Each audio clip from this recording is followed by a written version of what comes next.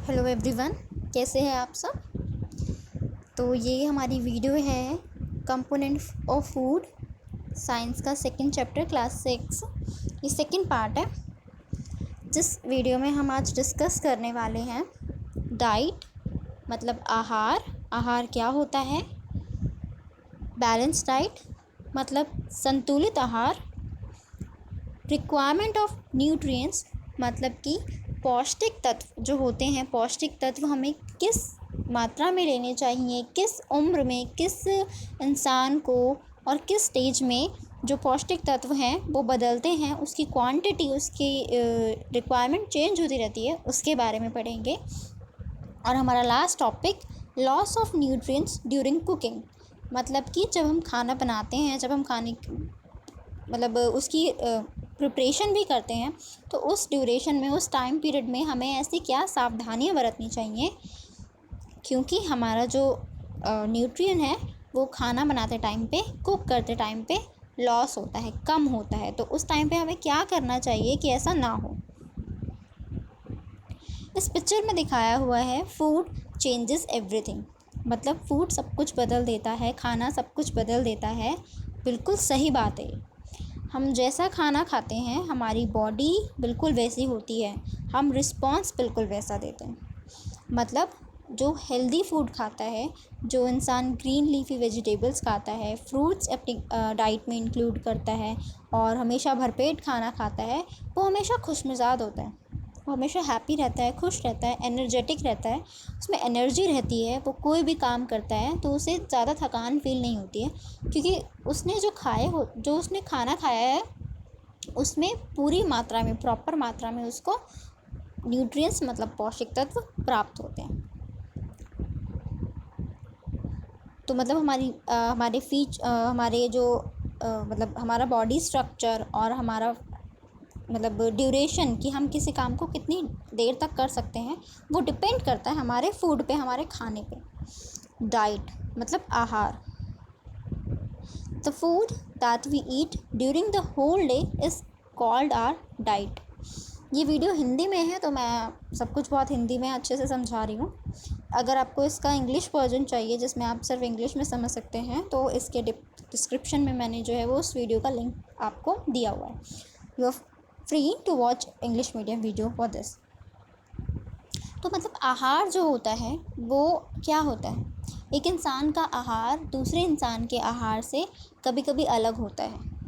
कैसे अलग होता है, अगर हम इसकी बात करें तो खाना तो सभी खाते हैं, बिल्कुल खाना सब खाते हैं, बट अगर मैं बोलूँ कि गुजराती क्या खाता है, तो गुजराती पर्सन खमन ढोकला, फाफड़ा और खांडवी, ये सब चीज़ें हैं जो उनकी फेमस फूड्स होते हैं ना, जो उनका एकदम फेमस होता है कि वो इसके लिए बहुत फेमस है। उसी तरीके से अगर हम बात करें साउथ इंडियन पर्सन की, तो साउथ इंडियन में आ जाता है डोसा, इडली, सांभर। तो इसका मतलब एक इंसान का टेस्ट और उसका कल्चर, वो जहाँ से बिलोंग करता है, वो भी आपके खाने को डिपेंड करता है, या वो भी चेंज करता है आपके, वो भी एक वेरिएशन लाता है।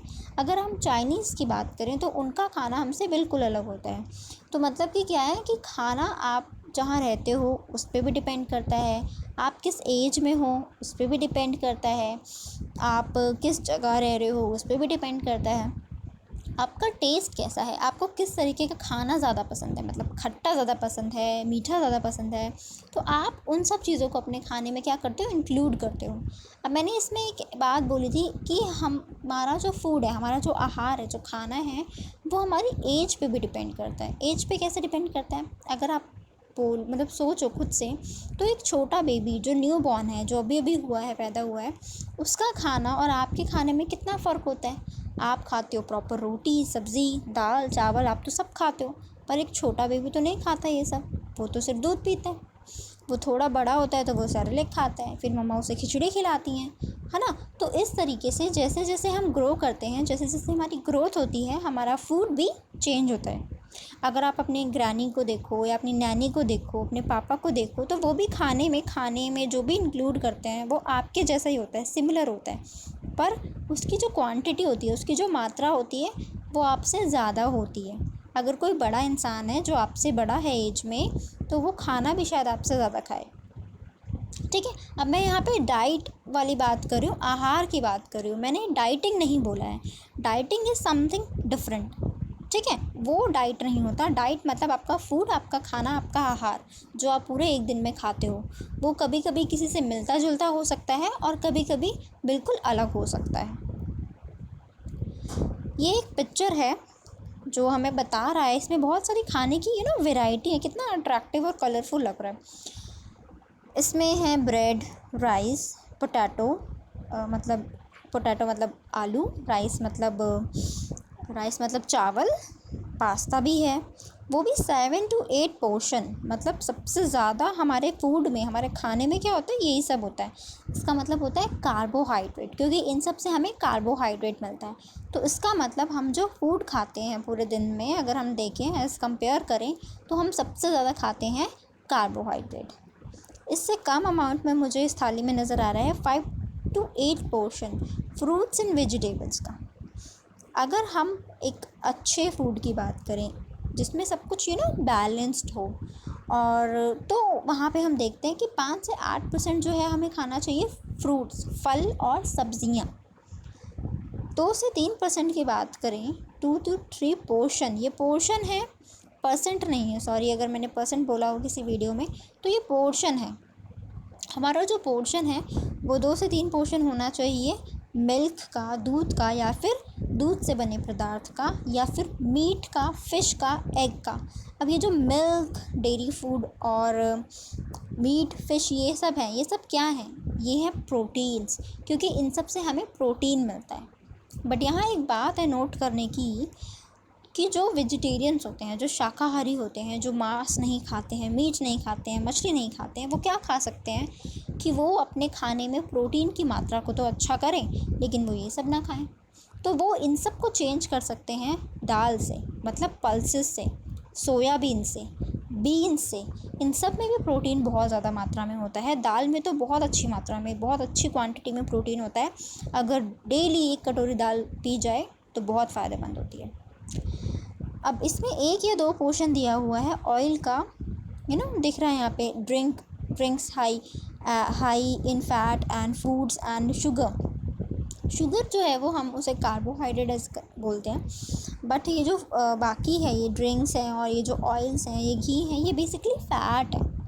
हमें हमारे डाइट में, हमारे आहार में फ़ैट भी इंक्लूड करना चाहिए। फ़ैट हमारे लिए बहुत ज़रूरी होता है जैसे बाकी के न्यूट्रिएंट्स हैं, सॉरी फॉर दैट, जैसे बाकी के न्यूट्रिएंट्स हैं, बिल्कुल वैसे ही फ़ैट भी हमारे लिए उतना ही ज़रूरी है। पर उसकी क्वांटिटी, उसकी मात्रा जो है वो कम होनी चाहिए, बाकी के कंपेरेटिव बहुत कम होनी चाहिए। अगर हम ऐसा नहीं करते तो हम में बहुत सारी बीमारियां हो सकती हैं, हमारे को डिजीज़ हो सकती हैं, लाइक ओबेसिटी, जिसमें क्या होता है, एक इंसान अपनी उम्र के हिसाब से बहुत मोटा हो जाता है। मोटा होना कोई इशू नहीं है, बट अगर आप इतने मोटे हो जाओ कि आप अपने रोज़मर्रा के काम ना कर पाओ, आप अपने डेली के काम को करने में सक्षम खुद को महसूस ना करो, तब प्रॉब्लम है। अदरवाइज़ हेल्दी होना इट्स नॉट एन इशू। जो बच्चे वेट जिनका ज़्यादा होता है, इसका मतलब ये नहीं है कि उनको ओबेसिटी है या उनका जो है वो उनको कोई प्रॉब्लम है। It's normal, it's quite normal. जब आप अपना मोटे होने के बावजूद भी आप अपने डेली वर्क बहुत अच्छे से कर पाते हैं, बाकी बच्चों की तरह कर पाते हैं, उतने चुस्त हैं, तो कोई इशू नहीं होता। तो अभी हमने बात करी कि जो हमारा खाना है, जो हमारा फूड है, वो बैलेंस्ड होना चाहिए, उसका एक जो है ना वो बैलेंस मेंटेन करना चाहिए। So the diet that contains adequate amount मतलब एक प्रॉपर अमाउंट, जिस अमाउंट में वो होना चाहिए, ऑफ ऑल इसेंशियल ज़रूरी न्यूट्रिएंट्स, ज़रूरी पोषक तत्व, एक जिस अमाउंट में, जिस जिस रेशो में होने चाहिए, उसके साथ जो है वो रफेज आ जाते हैं, रेशे, वाटर मतलब पानी, इन सब को अगर हम मिलाएं और इन सब को हम इस तरह से लें कि हमारी बॉडी की जो है ग्रोथ जो है वो, उसमें वृद्धि जो है वो बहुत अच्छे तरीके से हो, डेवलपमेंट में हेल्प करे, तो ऐसा खाना कहलाता है हमारा संतुलित आहार, हमारी बैलेंस डाइट। अब बैलेंस डाइट ना डिफरेंट लोगों के लिए अलग होती है, मतलब अलग एज के ग्रुप के लिए, अलग जेंडर के लिए कई बार ये अलग होती है। अब एक ये पिक्चर है जिसमें ये बता रहा है कि हमारे फूड में कितनी मात्रा में हमें कार्बोहाइड्रेट लेना चाहिए, कितनी मात्रा में हमें प्रोटीन लेना चाहिए, कितनी मात्रा में हमारा फ़ैट होना चाहिए। ये जो एक पिक्चर है इसने ऑलमोस्ट सब कुछ इंक्लूड किया हुआ है। मिल्क भी इंक्लूड किया है, मीट भी इंक्लूड किया है, वेजिटेबल्स हैं, फ्रूट्स हैं, सीरियल्स हैं, यहाँ पे बहुत सारे अनाज हमें दिख रहे हैं, गेहूँ है और ब्रेड भी है, आइसक्रीम भी है, ओहो, और ऑयल भी है। तो इसका मतलब हमें खाना सब कुछ है, पर किस क्वांटिटी में खाना है, कितना खाना है, वो हमें इस रेशो से पता चल रहा है कि हमें सबसे ज़्यादा खाना है भाई हमारा प्रोटीन खाना है, वेजिटेबल खाने, विटामिन्स खाने हैं और मिनरल्स खाने हैं और कार्बोहाइड्रेट खाना है। लेकिन फ़ैट और शुगर जो है वो हमें सिर्फ 10% लेना है ताकि हमारी डाइट एकदम बैलेंस्ड हो। अब यहाँ पर एक कंपैरिजन या तुलना की गई है एक ग्रोइंग चाइल्ड में। जैसे कि हम अगर बोलें तो आप लोग हो जो स्कूल जाने वाले बच्चे होते हैं, ग्रोइंग चाइल्ड होते हैं, बढ़ती उम्र होती है ये, और एक लेबर से, एक मज़दूर से, एक रिक्शा पुलर से। अगर हम रिक्शा पुलर, मज़दूर, इन सब की बातें करें तो इन लोगों का जो वर्क होता है वो बहुत मुश्किल होता है, बहुत मेहनत वाला होता है, बहुत ताकत वाला होता है। लेकिन एक जो स्कूल बच्चा जा रहा है उसको तो उतनी मेहनत नहीं करनी पड़ती है, मेहनत तो उसको भी करनी पड़ती है, लेकिन एक मज़दूर के कंपेरेटिव तो उसे मेहनत नहीं करनी पड़ती ना। उसे तो ईंटें नहीं उठानी पड़ती हैं उतनी सारी, उसे भारी वज़न नहीं उठाना पड़ता है। तो क्या दोनों के खाने में कुछ फ़र्क होना चाहिए? बिल्कुल होना चाहिए। जिससे आपका काम अलग है, आपकी एज अलग है, आपका जेंडर अलग है, तो उसी हिसाब से आपका खाना भी अलग होता है। A growing child need more protein.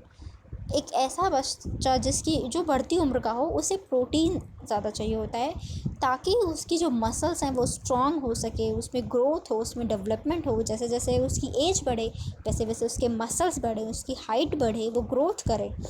लेकिन एक ऐसा आदमी जो रिक्शा पुल करता है, रिक्शा चलाता है या फिर लेबर का काम करता है, तो उसको खाना है कार्बोहाइड्रेट ज़्यादा। अगर वो कार्बोहाइड्रेट ज़्यादा खाएगा तो उससे उसके दिन भर काम करने के लिए जो उसको एनर्जी लेवल चाहिए, जो एनर्जी का उसे लेवल चाहिए ताकि वो अपना काम बड़े आसानी से तो खैर नहीं, बट आराम से कर सके, तो उसके लिए उसे कार्बोहाइड्रेट खाना होता है ज़्यादा। तो इस एग्ज़ाम्पल से हमने सीखा कि different diet for different person, मतलब कि अलग इंसान के लिए अलग डाइट। मतलब एक छोटे बच्चे के लिए बैलेंस डाइट कुछ और है, एक प्रेग्नेंट वूमेन के लिए बैलेंस डाइट कुछ और है, आपके मम्मी के लिए कुछ और है, लेकिन आपके दादी के लिए, आपके दादा के लिए बैलेंस डाइट का मतलब कुछ और है। कुछ और से यहाँ पे जो मेरे कहने का मतलब है वो ये है कि जो परसेंटेज होती है ना न्यूट्रिएंट्स की, वो वो फ्लैक्सिबल होती हैं, वो चेंज होती रहती हैं आपकी एज के अकॉर्डिंग, बट आपको खाना सब कुछ होता है। ये डाइट प्लान है जो आपको 4 से 10 साल के बच्चे के लिए यहाँ पे दिखाया गया है कि 4 से 10 साल की उम्र में जो बच्चा होता है उसको कैलोरीज़ कितनी खानी चाहिए। अब आप बच्चे पूछेंगे कैलोरीज़ क्या होता है मैम?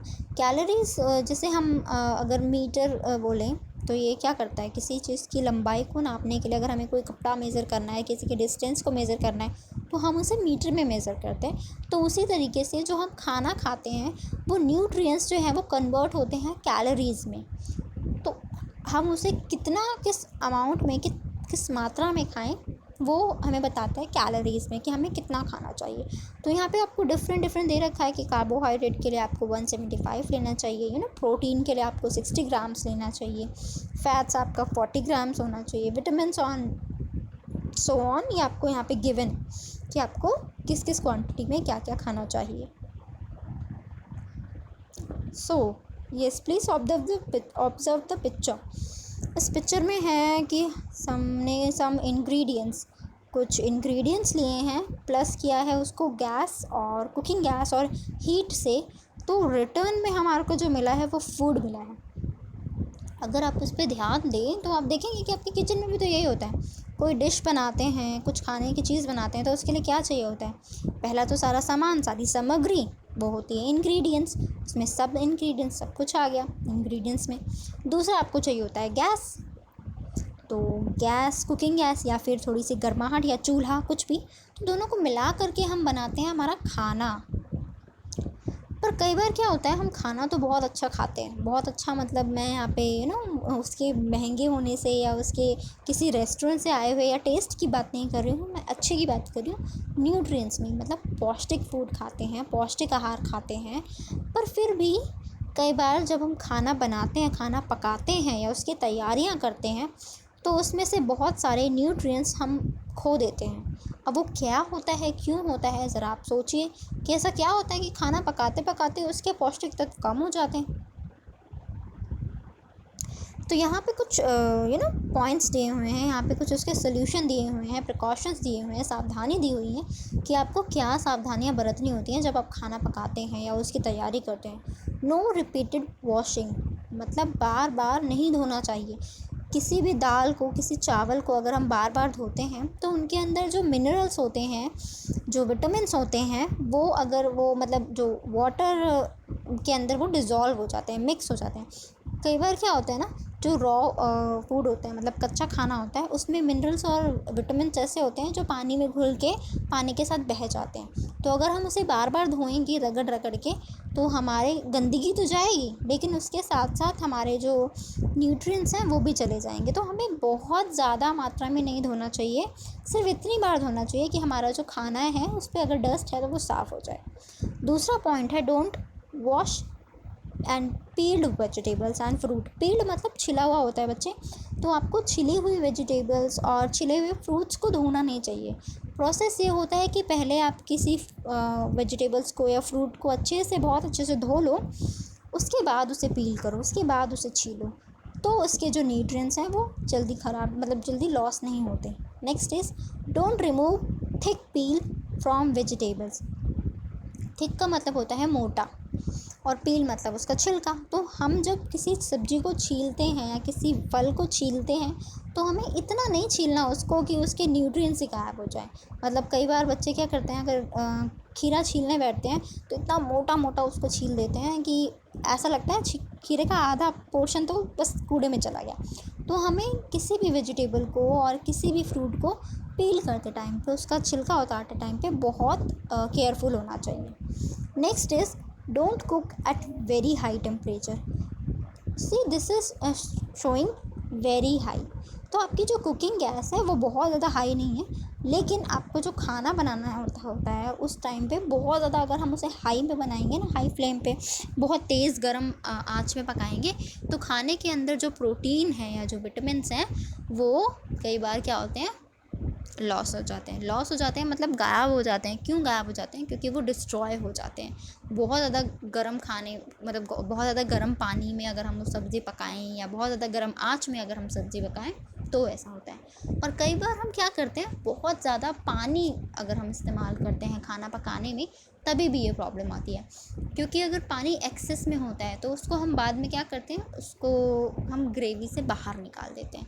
लाइक अगर मैं बात करूँ तो राजमा और छोले बनाते हैं तब तो उसको बॉईल करते हैं पानी में। अगर वो पानी ज़्यादा होता है तो हम उसको फेंक देते हैं। अब क्योंकि हमने वो वाटर थ्रो कर दिया, फेंक दिया, इस टाइम पे क्या होता है कि उस पानी के साथ जो न्यूट्रिएंट्स हैं कई बार वो भी हम लॉस कर देते हैं, हम उनसे खो देते हैं।